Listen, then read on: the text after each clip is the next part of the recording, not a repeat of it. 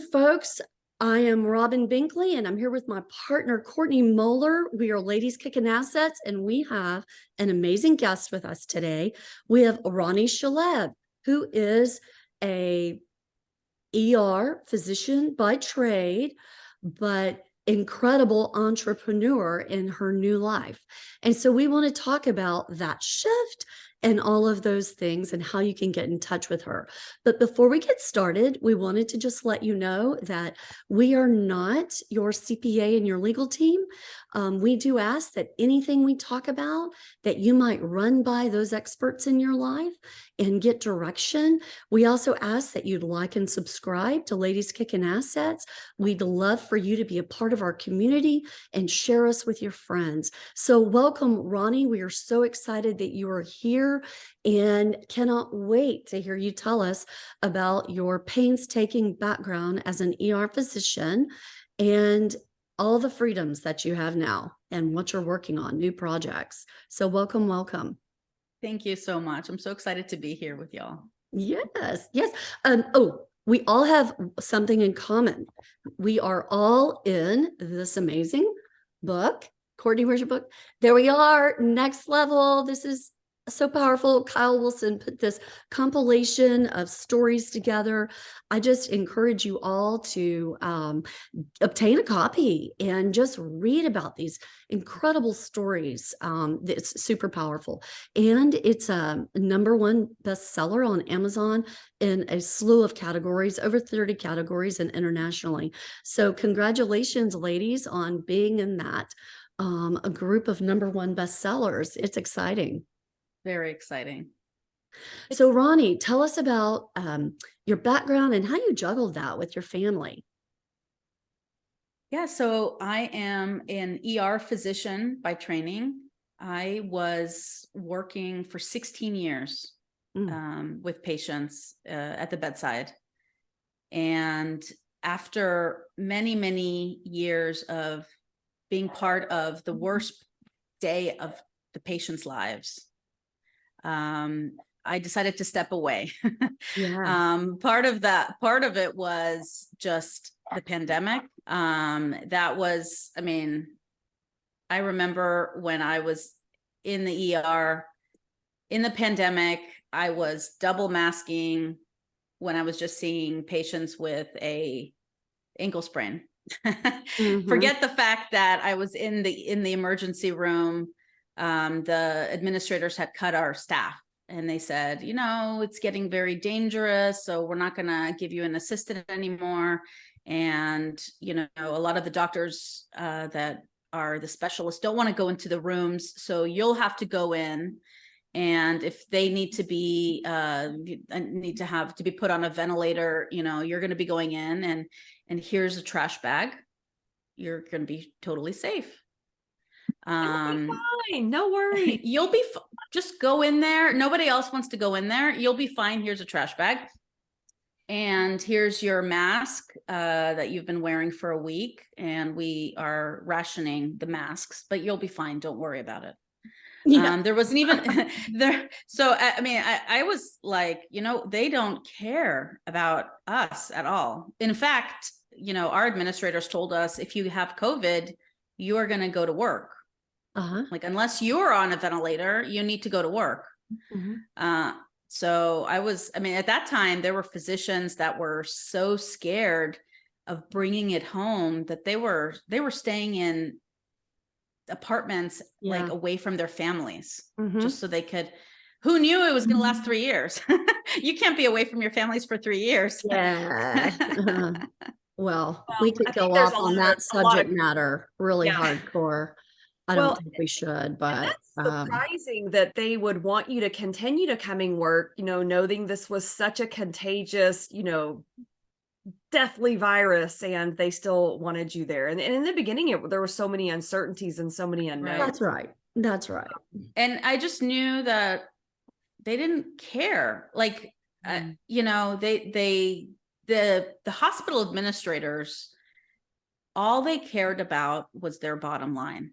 Mm-hmm. That's the only thing they cared about. Mm-hmm. They cut and cut and cut our resources. And, there's days where I was the only doctor. The hallways were full of patients. Ambulances just kept coming in. Like, I'm dealing with people that can't breathe, heart attacks, strokes, all at the same time. Mm-hmm. And I'm looking around and I'm the only doctor. And, you have no choice. It's like this, you're in the trenches. And they'll come, the administrators, might come by and is there anything you need? Would you like, something to eat? And I'm like, I need more nurses. I need more help. We need masks. We need gloves. Yeah, you need basic supplies. You need staff. And I can Yes. support what you're saying, because as we had chatted earlier, my daughter is an ER nurse. And at that time, there were not enough nurses. There was a lot of fear. And they were also putting nurses into hospitals who had not finished their clinical rotations. That was your clinical rotation. Right. You're going. And they, out of fear, are just following what they're being told, because there wasn't enough staff. But yet then they'll go and hire agency staff and pay agency staff 2 to 3 times more than what the hospital rates are for RNs. And so it's a bit discouraging in that Forget space. it. Literally, Yes, I could go on and talk about this. I and mean, but those I'm not agency going to. nurses were making I'm not more going to. than the physicians. Yes. Crazy. Yeah, Wow. for real. It's terrible. I mean, everybody should be paid more. So I'm not against that, but I am against the disparity between it all, and your nurses who have been working for a couple of years in a hospital, and then suddenly, because you've got vacancy, they're hiring agency nurses, and it's like they're paying them 3 times more, which does equal more than what they're paying. Anyway, it was a hellacious situation for you, and you were Yeah. exhausted. And I'm sure the Truly. morale was probably really low just because of all these, combined There's factors. not enough people. The Mhm. morale was People. low. We were scared. Yeah. I was scared to take off my mask because that's when you get contaminated or whatever. So like, I Yeah. wasn't eating, I wasn't drinking, I was going 12, 13, 14 hours. Mm. And I was like, this cannot be my life. Like, this isn't what I want. And, and years before I would have been like, too bad. Like, there's nothing you know how to do. Yeah. You have no other options. This is what you've trained. This is your income. Your family's relying on you. You have to suck it up. And that's what I did for many, many years. But I was really fortunate that I found real estate investing, and I was able to create multiple streams of income. And I could say, hey, I have options. Like, I don't have to keep taking this abuse. I don't have to be putting myself in this amount of like traumatic Stress. environment. Yeah. No, yeah, the Yeah. stress of it, the traumatic stress affects your health, your mental well-being, and all. So in the book, you really talk about your story. And I thought it kind of interesting that you, if I read correctly, really got into the world of syndicating and real estate not that many years ago. It was by Yeah. way of a friend who kind of shared his ownership in some projects. And so really, if you wouldn't mind expounding on that, because I think this is where, like, so many of us kind of go like you, well, this is all I know. This is all I've ever done. This sounds amazing. Yeah, I'd love that life, but I don't know how to do the in between. How do I make that shift, No, Yeah. and it's interesting that a lot of this kind of kicked off and lights started going off during COVID, because I've got several friends that are physicians and as well that are kind of went down that same path that you did during that same time frame. Mm-hmm. Yeah. Cause I mean, we were like, you know what, this isn't what we signed up for. to be abused, to be taken advantage of, our altruistic nature. And then, but what's interesting is that I never knew about this world, right? I was told you save your money, you pay off your house, you put your money in the 401k and you'll be fine. 65, you'll be able to retire. Money at retirement to where you can retire and hopefully have enough money there to live off of, Right. That and your Social Security. Right. So then I'm like, wait a minute, how am I going to even make it to 65? I can't be in this job till 65. No. And then I'm like, the stock market's going up, it's going down. I'm losing 20%, gaining 5%, going, it's just the volatility of it stressed me out so much. But I said, that's all there is. And that's when we started like looking around, like we were seeing people doing other things. We don't know what those other things are. And that's when we started exploring with one of our friends owns a piece of like over 100 7-Elevens. And I was like, what is that? I couldn't ever like grasp that concept. Like, what does that mean? Fractional ownership of 7-Elevens. And he's like, I don't do anything. Just put the money in. I'm like, the money comes what? out. And so we were like, let's try it. I mean, he drives a Lamborghini. He must be doing well, right? Like there must be. And so we tried it, and we actually started in 2014 doing a lot as a limited partner in various syndications in the commercial real estate space. And we really tried everything. We did triple net leasing, industrial warehouse, self-storage, retail centers, RV parks, mobile home parks. And then we started doing apartments, and we really started loving the idea of providing homes. Everybody needs a house and a roof. And when they're shopping online, they're doing it from their home. And then when they're working remotely, they're doing it from their home. So we felt like that was a very safe space. And we had been passive the whole time. And we said, you know what, like, I think we can do this actively. Like after doing all of that, we see what it takes. During that time, we educated ourselves. We went to conferences and joined masterminds and mentorship programs and read books. And so we started off small. We bought 3 duplexes and we renovated them, and we had tenants in them. They were making income. We refinanced them. We were like, wow, like we don't have any money in this particular thing, and we're just making money. It was just groundbreaking, right? Your mind was blown. And I was like, well, how do I 10x this? And that's when I started looking into apartments, not just duplexes, not doing small multifamily, but doing large multifamily. And really over the last 3 years, we've expanded into multiple states. And actually now we're expanding to back out of the niche of just apartments, back into the different commercial asset classes. And we are also expanding into different alternative assets. Really my goal is to help physicians and burnt out healthcare professionals that are really never heard of different options, and just showing them like there are other options. You can still do the stock market if you want, but there's other options and ways to diversify. And a lot of it is being very strategic with your tax advantages and which accounts you're using for which investment, and how you have to really be involved. Really good. So what are some of the other alternative asset classes that you've sort of circling back to? I mean, I know you're getting back into the commercial space, but what are some of the other alternative asset classes that you're looking at or entertaining or are involved in? Yeah, we're doing oil and gas investments. And we've actually shifted our personal portfolio over the last 2.5 years into oil and gas. We have some of our own wells that we own and operate.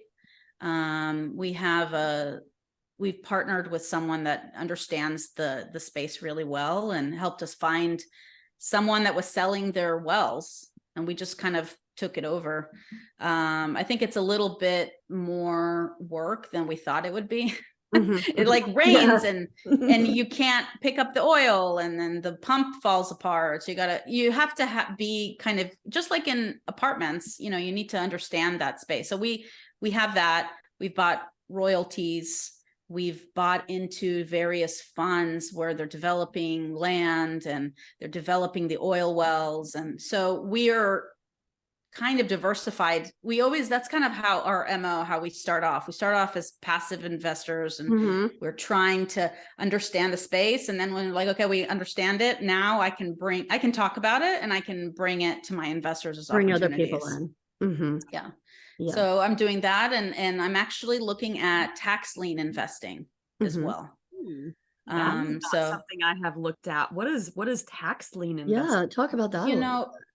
It's really very interesting, but you can buy, when someone doesn't pay their property taxes, you can loan the county, because the county needs the money. They're paying for the teachers, and they're paying for the fire departments, and they're paying for everything that keeps the county running. So they still need that money.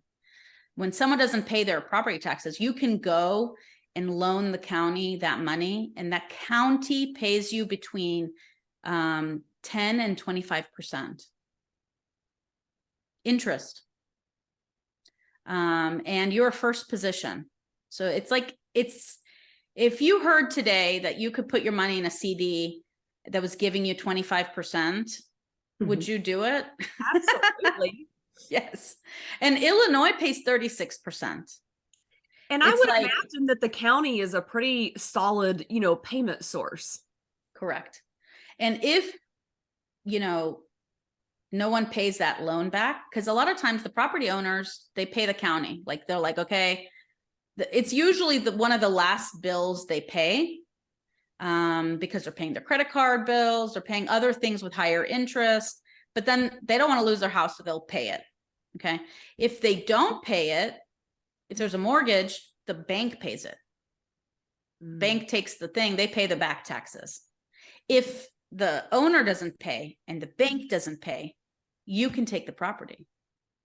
And then you can sell it.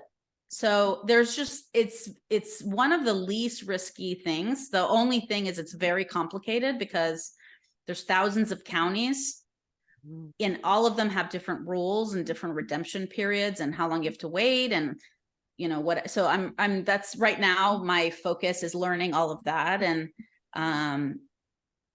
so it's very interesting. Again, there's so many ways to make money. I'm totally taking notes on this. Yeah, it's incredible. Well, there's so many opportunities out there. It's just a matter of kind of submersing yourself into different things and figuring out what those opportunities are, and kind of thinking outside the box. Yeah. Yeah, absolutely. If you are pulled along and told what to do, you won't be as successful financially as you educating yourself, learning by reading and just devouring information and learning how to do things, and then taking ownership of your own financial world. People like to just give it to people. Here's my money. It's just so much easier. Here's to my financial advisor, like, here, yeah, sure, take 1%, just give me a good. But if you learn that stuff and you understand it, you can vet different opportunities. You'll do so much better for yourself financially. Yes. Oh, I don't disagree. I mean, it's such a cultural norm. I mean, it's rooted in our parents and our grandparents. I mean, you work hard, you retire, you save, if you're fortunate enough to even have a job that has a 401k or a pension, and then if you've got some savings and you stick that in the stock market. I mean, that's been the American way. You buy your house, you pay your house off. You buy your car, you pay your car off. I mean, it's the Dave Ramsey. Yeah. Well, we're taught that debt is bad. Yeah. But that Mhm. as actually can be a really good thing. And, Can be. it can be Can be. utilized to really, acquire more assets. It just needs to be done correctly. And that's where Strategically, absolutely. strategically, and that's where it's really important. I love that you said earlier, you got into that oil and gas space. There's some caveats here and things that you're learning along the way, and Mhm. that's true of any asset class, no matter what you get into. There's some Right. things that I want to get into, but I still don't know what I don't know, so I'm still kind of figuring it out and Yeah. navigating those spaces. Definitely, definitely. You said another piece too, as you get into a new asset class as a passive investor, you try to learn all that you can in that space. And if it works well, then you'll bring your investors along with you instead of just jumping headfirst into something because it sounds like, oh my God, okay, that's great. But you don't know anything about it. You don't know anything about the people. You don't know anything about, because there can be some surprises along the way, as we all know in our investment backgrounds. Like you mentioned with multifamily, and in oil and gas, it's a lot more work than you realize. You don't realize what goes on in the management of that asset as a fund manager for a particular asset. It is not easy in any asset. It is a job, and then It's you're definitely a job. it is a job. It's a The job. only time it's not a job is when you are a passive investor. Right. When you're a passive investor, and honestly, like my goal is to be a professional passive investor. And there is a I lot wasn't of on that, money to girl. be had in being a passive investor. There's some great investments out there. Again, it's like everything else. You have to be strategic and look at what it is that you need in your portfolio mix, and align the need with the asset investment. Is that not true for ourselves personally, but for our investors? Not every deal is for everyone. You've got to really know your investors and what their needs are, because life shifts so fast. Absolutely. And a lot of the investors don't even know what their needs are. They They think it's like, don't. well, I just need cash flow. Is that really what you need? Because, you have a job and No. you have all these other things. Maybe Yeah. you just want money when it sells, like a big pop at the end, or, I need tax advantages. Well, Mhm. do you to me, I think everybody needs tax advantages, but some people don't think that that's that big of a deal. I think It's most just people just don't know that there are things that they can invest in that will offset their other They income. I don't. think there's just a lot of, just like that goes hand in hand with the lack of financial education, is the lack of those tax advantages and how they can be Mhm. applied and how they can really make a difference. It's right. true. It's People so just true. know, death and taxes. That's the biggest thing that you have to pay, or you can't avoid it. But there's some ways you can, you have to decide, if is it Deferred. better It to can be pay on the deferred. seed? Right. Do you want to pay on the seed or do you want to pay on the crop? Yeah. Well, I can remember listening to Brad Sumrock standing on stage, and I can remember him being, oh, I was so excited I was going to have to pay $1 million in tax this year. And then once he figured out that, wow, there's actually a way that I don't have to pay that and I can keep that money and reinvest it into something else, which is where that strategy and, tax education, really comes in and is really important. Absolutely. I think I was at that talk. Yes, I do believe we've been in some of the same circles. Yes. which is awesome, because you did mention that. So let's talk about that real quick. As a part of your strategy for investing, you conveyed heavily educate yourself. I mean, you're really responsible for your destiny. So educate yourself, read, attend conferences, be involved in masterminds, surround yourself, with the right environment and the right people that are going essentially the same direction you are. So how have you weaved that into your life? Because you've still got a relatively young family. I think, your kiddos are pretty young compared to mine. Courtney and I have like adult kids. I mean, Courtney's still got some younger kids than I do, but you have to figure out your travel and your stuff and groups that really Absolutely. fit you well with what you're about. And so how have you done that in your investment like strategy? It takes a village. I am so thankful for my parents and my in-laws, and we have to decide, right? Like, we are going to join this because it's this group or this mastermind because it's going to help our family. So we know ahead of time those dates. It takes a village. I have one grandma taking them to school, and one of them is sleeping at the house. One of them's picking them up. One of them, it's like a puzzle piece getting the childcare. Yeah. I know it's important because it's a value that I'm teaching my children, like being around like-minded people. I'm telling my kids, who your friends are is so important. Yes. Who you're surrounding yourself with. And so I'm showing it as my example for them. And not only that, but like education doesn't end in school. It continues throughout your life. And I'm an adult learner. I've, as a physician, you continuously are learning and I just am I have a voracious appetite for anything. I'm learning about the gut microbiome and longevity health, and I'm learning about finance and tax liens and different accounts that you can use. I'm so excited to learn that kind of stuff, and I just love sharing it, and I'm telling it to my kids, and they're like, okay, Mom, we get it, invest, and I'm teaching my fellow physicians, I'm teaching my investors. And so this is just something that I'm just so excited about, that it doesn't feel like it's hard to navigate the childcare issues. Like, it just feels like happening. Are you still working as a physician? No. Okay, so you have totally retired Flipped your card, flipped it. I am completely out. Yeah. I mean, it's in my back pocket in case I have to your do license something up and all of that good stuff. And honestly, I'm excited because this is the first year ever I'm going to go on a medical mission trip to Africa. So I'm still gonna, I get to help people in so many ways, which excites me so much because, for so many years I helped them with their physical health.